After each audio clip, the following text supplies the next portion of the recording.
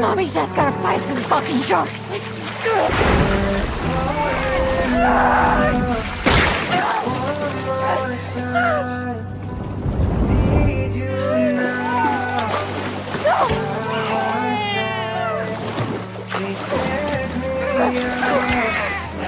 My name is Lisa. I was 9 months pregnant. I thought it was just an ordinary hurricane, yet this fierce storm became a life or death trial for me and my unborn baby.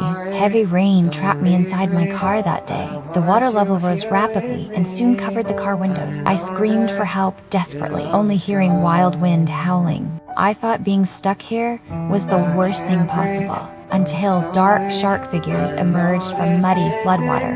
They swam into the town along the storm surge. They wandered like hunters across flooded streets. My car became their most obvious target. They rammed the vehicle repeatedly, cracking the car glass. I curled up on the seat, holding my belly tight. My water broke, and sharp labor pains came in waves. I endured severe childbirth pains non-stop. I kept a close eye on the sharks in the water all the time. I covered my mouth tightly without making any noise. Tears kept streaming down my face silently. The whole outside world fell into total chaos. Strong winds blew roofs away, and floods swept everything away. All communication was cut off. No one knew where I was. I kept comforting my unborn child over and over. Stay safe. Mom will get you out safely. I would never give up, as long as there was a tiny chance. Later, I heard loud shouts coming from outside. Several young people braved the flood to save me. They walked slowly and cautiously on floating planks. Sharks swam around closely, following their footsteps. They fought against harsh storm weather all the way.